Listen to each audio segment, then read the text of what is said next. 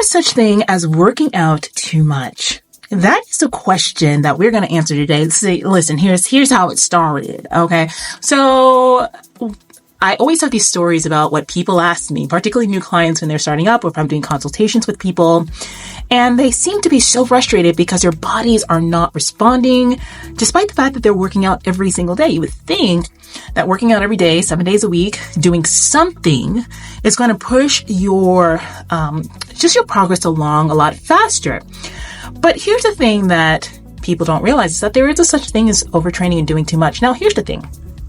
The CDC does recommend that every single day that you move and you do something, and not necessarily every single day. I believe they recommend about 150 minutes of cardiovascular activity per week, plus 2 days a week or so of strength training. And that's the current recommendation. And if you break that up, then you can probably break it up between like 7 days of 30 minutes or so, right? And that will give you roughly about what you need to be doing to see your body just maintain health. That's just to maintain health and cardiovascular fitness. Now, that's usually things that are done more at a low intensity pace. Like they're not even asking you to do anything high intensity, and that's just to maintain health. But what so many people are doing is that they're doing way more than that. And a lot of you are training intensely. 7 days a week, you're doing the cardio, you're doing hours of cardio, you're doing your weight training, you're doing, running, you're going out, you're doing classes, you're doing spin, you're doing boot camp, you're doing all these things, and they're great. However, your body has stopped responding. And that's where you start getting into trouble and you're asking yourself, what the hell is going on? Well, what I find is that it's better for you to remember that your body needs rest and recovery too, particularly when you're training at a higher intensity, because you're doing all that work. And although it's good and you want your six pack, your body doesn't give a damn about your six pack, honey. It just doesn't. Your body just wants to survive. And with all that excess training, one of the things that you could be doing is raising your cortisol levels.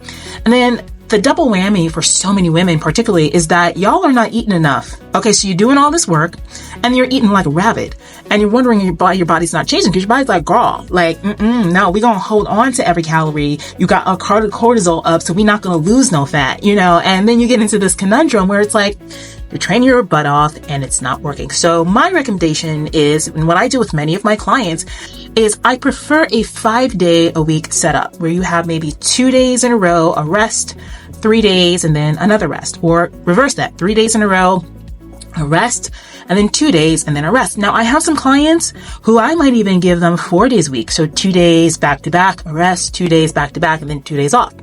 There may be some other clients who I might give 3 days a week because that's all that they have.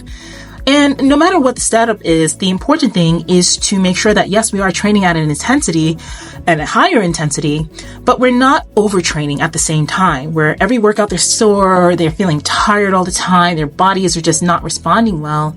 We give enough of a push that we are gently coaxing the body to want to change, to want to put on the muscle to keep up with the workouts, but we're also fueling them as well. So the calories are not super low. Yes, we are in a deficit for those who want fat loss, but we're not starving them to death. I always say you have to eat to be lean, eat to be strong, eat to change the body, to have the body of your dreams. Food is your greatest ally, not your worst enemy. So you want to, although be in a deficit, you don't want to kill yourself by starving yourself. So play around with that and see what it looks like. See how your body changes when you allow it to rest and recover in the midst of all your training, and you have the right diet too. Stick around for more. Subscribe and ask your questions below.